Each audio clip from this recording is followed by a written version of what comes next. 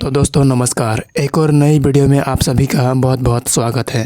तो दोस्तों आज के इस वीडियो में हम लोग झारखंड राज्य फसल राहत योजना के लिए जो भी फॉर्म भरी जाती है उन सभी फॉर्म को कैसे भरना है, आज के इस वीडियो में हम लोग यही जानने वाले हैं। तो दोस्तों आज के इस वीडियो में फॉर्म भरने की तरीका बिल्कुल साफ साफ बताई गई है इस वीडियो में, इसलिए आप वीडियो के आखिरी तक बने रहना ताकि आपको अच्छे से समझ में आ सके। तो दोस्तों आपको बता दें कि झारखंड राज्य फसल राहत योजना में आवेदन करने के लिए दो तरह के किसान आवेदन कर सकते हैं, ऐसा नियमावली बनाई गई है। तो पहला रैयती किसान और दूसरा बटाईदार किसान। रैयती किसान और बटाईदार किसान दोनों के लिए फॉर्म भरने की तरीका अलग अलग है। तो अब आपके मन में सवाल आ रहा होगा कि रैयती किसान और बटाईदार किसान में क्या अंतर है। तो आइए आपको सरल भाषा में समझाते हैं। रैयती किसान वो होता है जो खुद की जमीन को खेती करता हो और बटाईदार किसान वो होता है जो किसी दूसरे की ज़मीन को खेती करता हो। तो जैसे कि हमने बताया कि दोनों किसानों के लिए फॉर्म अलग अलग दी गई है। तो सबसे पहले हम लोग जो रैयती किसान हैं वो किस तरह से फॉर्म भरेंगे इस बारे में जानते हैं। तो रैयती किसान के लिए दो फॉर्म होते हैं। पहला फॉर्म जिनका नाम अनुलग्नक 1 दिया गया है, जिसे घोषणा पत्र भी कहा जाता है, और दूसरा फॉर्म जिसका नाम अनुलग्नक 8 दिया गया है। इस फॉर्म को आवेदन प्रपत्र भी कहा जाता है। तो आइए जानते हैं कि इन दोनों फॉर्म को किस तरह से भरा जाता है। तो दोस्तों सबसे पहले हम लोग अनुलग्नक 8 को भरेंगे, जो पंजीकरण के लिए आवेदन प्रपत्र होता है। ये कुछ इस प्रकार से दिखता है दोस्तों, आप लोग ठीक ध्यान से देखें।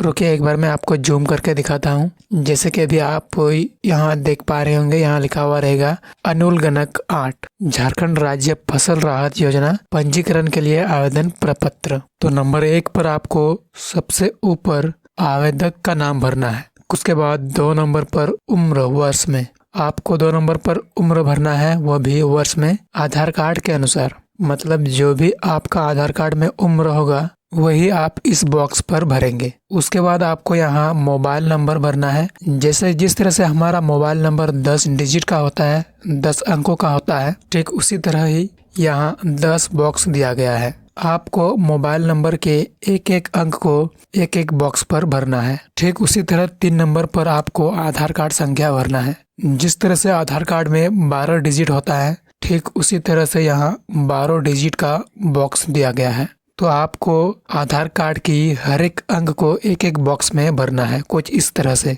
उसके बाद 4 नंबर पर आपको लिंग यानी जेंडर को सिलेक्ट करना है। अगर आप आवेदिका हैं तो आप महिला पर टिक करेंगे, अगर आप आवेदक हो तो पुरुष के ऑप्शन पर टिक करोगे।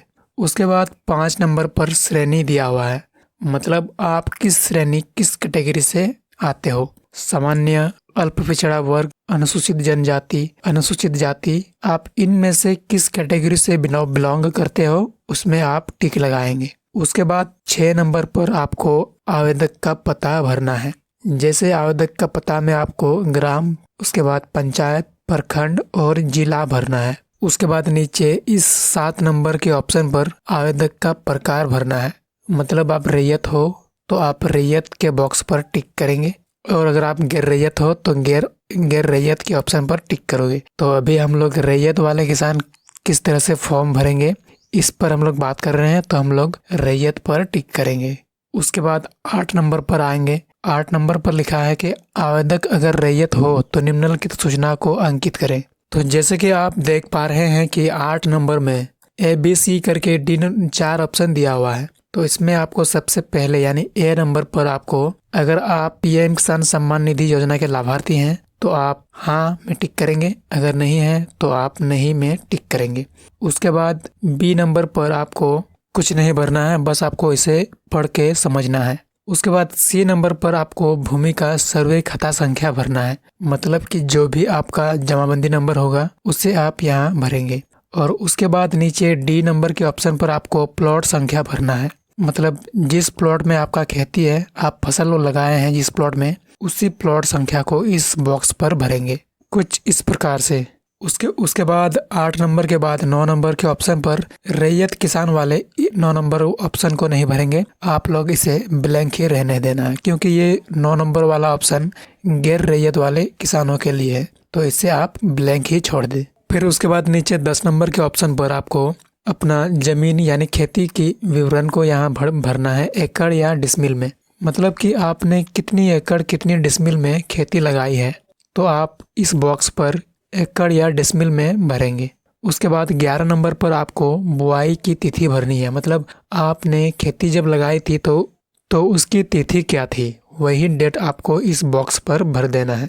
उसके बाद 12 नंबर पर आपको आवेदक की बैंक विवरणी यहाँ भर देना है। 12 नंबर पर भी आपको 8 नंबर के जैसे ABC करके 3 ऑप्शन दिया हुआ है। पहला आपको बैंक खाता संख्या एक एक बॉक्स पर एक एक अंक भर के पूरा करना है। उसके बाद IFSC कोड भी वैसे ही भरना है। उसके बाद बैंक का नाम यहाँ पूरा लिख देना है। उसके बाद फॉर्म के नीचे की ओर आवेदक की स्व घोषणा आपको दिखाई दे रहा होगा। लेफ्ट साइड में मैं करके लिखा है और वहाँ खाली जगह छोड़ दिया गया है, तो आपको वहाँ खाली जगह पर आवेदक का नाम भरना है। उसके बाद यहाँ राइट साइड कोने में आपको आवेदक का हस्ताक्षर करना है और दिनांक लिख देना है। और फिर यहाँ उसके बाद लेफ्ट साइड में आपको इस बॉक्स पर मुखिया या ग्राम प्रधान का मोहर के साथ हस्ताक्षर करवाना है। उसके बाद हल्का कर्मचारी का भी करवाना है इस बॉक्स पर। इतना करने के बाद आपका फॉर्म भरने की प्रक्रिया कंप्लीट हो जाता है। तो उसके बाद आइए घोषणा पत्र यानी कि अनुलग्नक एक फॉर्म किस तरह से भरा जाता है, आइए जानते हैं। तो दोस्तों, घोषणा पत्र कुछ इस प्रकार का होता है जैसे कि अभी आप स्क्रीन पर देख पा रहे हैं।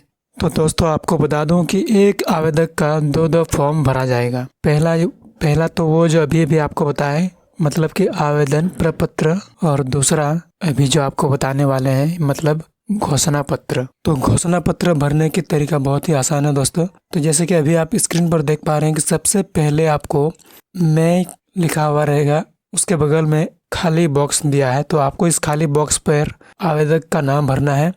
और उसके बाद पिता या पति, अगर आप यहाँ आवेदक के जगह किसी महिला का नाम भर रहे हैं तो उस महिला के पति का नाम आपको इस पिता या पति की जगह पर भरना है। और अगर आप यहाँ आवेदक का नाम भर रहे हैं और अगर आप इस बॉक्स पर आप पुरुष का नाम भर रहे हैं तो आप यहाँ इस बॉक्स पर उस पुरुष के पिता का नाम भरेंगे। मतलब आपको समझ में आ गया होगा कि यहाँ आवेदक का नाम भरना है और उसके बाद यहाँ पिता या पति का नाम भरना है। उसके बाद यहाँ ग्राम भरेंगे, उसके बाद पोस्ट, उसके बाद यहाँ प्रखंड, उसके बाद जिला, उसके बाद राज्य। इतना भरने के बाद आपको नीचे की ओर आना है और यहाँ 7 नंबर के ऑप्शन पर आपको यहाँ इस खाली जगह पर साल भर देना है। साल में आपको कुछ इस प्रकार से भरना है 2023-24, नहीं तो आप 2023 भी डायरेक्ट लिख सकते हैं। तो उसके बाद आपको यहाँ इस कॉलम में यहाँ लिखा हुआ रहेगा बुआई का रकबा। अगर आप धान लगाए हैं तो धान कितनी डिसमिल कितनी एकड़ में लगाए हैं वो आप यहाँ एकड़ या डिसमिल में लिखेंगे। अगर मकई लगाए हैं तो मकई भी आप कितनी डिसमिल कितनी एकड़ में लगाए हैं वो आप यहाँ भरेंगे कुछ इस प्रकार से। और दोस्तों, एक बात का ध्यान रखें कि बुआई का रकबा आपने जो भी आवेदन प्रपत्र में भरी है वही बुआई का रकबा विवरण आपको यहाँ भरना है। ऐसा नहीं कि आप इसमें अलग भरोगे और आवेदन प्रपत्र में अलग। ऐसा अगर भरोगे तो आपका आवेदन रिजेक्ट हो सकता है। उसके बाद आपको यहाँ हस्ताक्षर करना है। अगर आपको हस्ताक्षर करना नहीं आता तो आप अंगूठे का निशान लगाएंगे और यहाँ दिनांक लगा देंगे। उसके बाद आप यहाँ इस फॉर्म को, इस घोषणा पत्र को अपना ग्राम पंचायत मुखिया या वार्ड सदस्य के पास लेके जाएंगे और उनसे सत्यापित करवाएंगे। तो दोस्तों, ये तो हो गया कि रैयत किसान किस तरह से फॉर्म भरेंगे। तो अब जानते हैं कि गैर रैयत वाले किसान किस तरह से फॉर्म भरेंगे और किन किन फॉर्म गैर रैयत वालों के लिए निकाली गई है। तो आइए जानते हैं। तो दोस्तों, गैर रैयत यानी कि बटाईदार किसान के लिए अनुलग्नक 3 यानी कि झारखंड राज्य फसल राहत योजना के द्वारा इस तरह का फॉर्म निकाली गई है, जैसे कि अभी आप स्क्रीन पर देख पा रहे हैं। दोस्तों, इसे सहमति पत्र भी कहा जाता है। तो बटाईदार किसान वालों, आप लोग ध्यान से देखना इस वीडियो को। तो जैसे कि दिया है, सबसे पहले दिनांक, माह, वर्ष, उसके बाद ग्राम या प्रखंड, उसके बाद पति या पिता, उसके बाद ग्राम, पोस्ट, प्रखंड, जिला और राज्य। आपको इस खाली जगह पर उनका नाम भरना है जिसका आप जमीन खेती कर रहे हो। आपको यहाँ अपना एड्रेस नहीं भरना है या अपना नाम नहीं भरना है। आप जिसका जमीन खेती कर रहे हो उसका विवरण आपको यहाँ भरना है। तो जैसे कि सबसे पहले आपको दिनांक भरना है, माह भरना है और वर्ष भरना है। उसके बाद ग्राम या प्रखंड, उसके बाद उनका नाम भरना है जिसका आप ज़मीन खेती कर रहे हैं। उसके बाद उन्हीं का आयु यहाँ भरेंगे और उनके पिता का नाम, ग्राम, पोस्ट, प्रखंड और यहाँ जिला और राज्य भरेंगे। और उसके बाद नीचे आप नीचे की ओर देखेंगे कि यहाँ दिया हुआ रहेगा श्री, श्रीमती, सुश्री, आयु, पिता, जिला, राज्य, पोस्ट, प्रखंड। यहाँ आपको अपना एड्रेस, अपना नाम भरना है। तो सबसे पहले आपको यहाँ अपना नाम, अगर आप पुरुष हैं तो श्री में टिक करेंगे और यहाँ अपना नाम लिखेंगे, और अगर आप महिला हैं तो आप श्रीमती में टिक करेंगे और यहाँ अपना नाम लिखेंगे। उसके बाद यहाँ आयु में अपना उम्र भरेंगे। उसके बाद यहाँ पिता का नाम या तो पति का नाम। उसके बाद यहाँ अपना ग्राम, पोस्ट और यहाँ प्रखंड। उसके बाद यहाँ जिला और यहाँ राज्य का नाम भरेंगे। इतना भरने के बाद फिर नीचे आपको रैयत का जिला, मतलब आप जिसका ज़मीन खेती कर रहे हैं वो किस जिला से बिलोंग करता है, उसका यहाँ एड्रेस आप भरेंगे। सबसे पहले दिया है आपको जिला भरना है, उसके बाद अंचल भरना है, उसके बाद मौजा, उसके बाद हल्का संख्या भरेंगे, उसके बाद वॉल्यूम संख्या, उसके बाद पृष्ठ संख्या, उसके बाद खाता संख्या पर आपको जमाबंदी नंबर भरना है, खेसरा संख्या पर आपको प्लॉट संख्या भरना है, और उसके बाद रकबा भरना है, कितना डिसमिल, कितना एकड़ है। उसके बाद यहाँ भी सेम वही रकबा विवरण आपको एकड़ डिसमिल में भर देना है।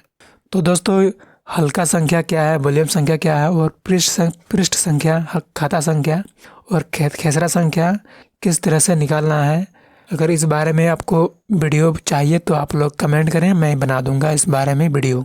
उसके बाद आप रैयत से, मतलब जो जिसका ज़मीन है, उससे किस तारीख को यह सहमति पत्र भरवा रहे हैं या सिग्नेचर करवा रहे हैं, उस दिनांक को इस खाली बॉक्स पर भर देना है। उसके बाद यहाँ रैयत का सिग्नेचर रहेगा। अगर वो अंगूठा छाप है तो यहाँ अंगूठा का निशान। उसके बाद यहाँ आपका सिग्नेचर यानी कि बटाईदार का सिग्नेचर। अगर आप भी अंगूठा छाप हैं तो आपका भी अंगूठे का निशान लगेगा। तो इतना भरने के बाद ये फॉर्म भरने की प्रक्रिया भी कंप्लीट हो जाती है। अब बढ़ते हैं दूसरी फॉर्म की ओर। तो दूसरी फॉर्म गैर रैयत वाले यानी कि बटाईदार किसान वालों के लिए भी ये वाली फॉर्म निकाली गई है। जैसे कि अनुलग्नक 8, ये फॉर्म गैर रैयत हो या रैयत हो, ये फॉर्म दोनों किसानों के लिए लागू होता है। तो बटाईदार किसान इसे कैसे भरेंगे, आइए जानते हैं। तो सबसे पहले 1 नंबर पर आपको आवेदक का नाम भरना है। उसके बाद आप यहाँ उम्र भरना है आधार कार्ड के अनुसार। उसके बाद यहाँ मोबाइल नंबर भरेंगे। उसके बाद यहाँ नीचे 3 नंबर पर आधार कार्ड संख्या भरेंगे। उसके बाद 4 नंबर पर लिंग यानी जेंडर, आप पुरुष हो तो पुरुष पर टिक करेंगे, अगर महिला हो तो महिला पर टिक करेंगे। उसके बाद श्रेणी पर आपको आप किस श्रेणी से बिलोंग करते हो उस अनुसार आपको यहाँ अपनी श्रेणी पर टिक करना है। उसके बाद 6 नंबर पर आपको आवेदक का पता, ग्राम, पंचायत, प्रखंड, जिला भर देना है।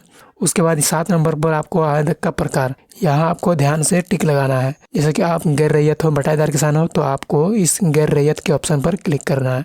उसके बाद 8 नंबर पर अगर आप पीएम किसान पोर्टल से जुड़े हो तो आपको हाँ में टिक करना है, अगर नहीं हो तो नहीं पर टिक कर देना है। उसके बाद बी नंबर को छोड़ देना है। उसके बाद आपको यहाँ सी नंबर पर भूमि का सर्वे खाता संख्या भर देना है। उसके बाद यहाँ प्लॉट संख्या भरेंगे। उसके बाद आप बटाईदार किसान हो इसलिए आप 8 नंबर कॉलम को नहीं भरेंगे, इसे ब्लैंक ही छोड़ देना है। आप नीचे की ओर आएंगे, यहाँ 9 नंबर आपके लिए लागू होता है। आप इस 9 नंबर के ऑप्शन को भरेंगे। तो 9 नंबर वाले पॉइंट पर आपको ए नंबर के बॉक्स पर रैयत का नाम भरना है, मतलब आप जिसके ज़मीन को खेती कर रहे हैं उनका नाम। उसके बाद बी नंबर पर उनका आधार कार्ड संख्या यहाँ भरेंगे। उसके बाद उनका भूमि का जो भी खाता संख्या है, जमाबंदी नंबर है, वो आप यहाँ भरेंगे ई नंबर पर। और एफ यानी प्लॉट संख्या आप यहाँ इस बॉक्स के अंदर भरेंगे। उतना करने के बाद आपको 10 नंबर पर आना है और यहाँ जमीन की विवरण को भरना है एकड़ और डिसमिल में। उसके बाद रोपने की तिथि आपको यहाँ भर देनी है। उसके बाद 12 नंबर पर आपको अपना खुद का बैंक डिटेल्स भर देना है। उतना करने के बाद नीचे जहाँ आवेदक की स्व घोषणा पर जहाँ मैं लिखा है उसके बाद ब्लैंक छोड़ दिया गया है। आपको इस ब्लैंक खाली जगह पर आपको अपना नाम भर देना है और उसके बाद आप यहाँ सिग्नेचर करके डेट लगा दीजिएगा। और उसके बाद मुखिया या ग्राम प्रधान द्वारा मोहर करवाइएगा, सिग्नेचर करवाइएगा और हल्का कर्मचारी के द्वारा भी सिग्नेचर करवाइएगा। इतना करने के बाद आपका फॉर्म भरने की प्रक्रिया पूरी हो जाती है। तो दोस्तों आशा करते हैं कि आज की वीडियो आपके लिए बहुत ही नॉलेजेबल रही होगी। तो ऐसे ही वीडियो के लिए हमारे चैनल को सब्सक्राइब करें और वीडियो को लाइक करें। मिलते हैं ऐसे ही वीडियो के साथ, तब तक के लिए धन्यवाद।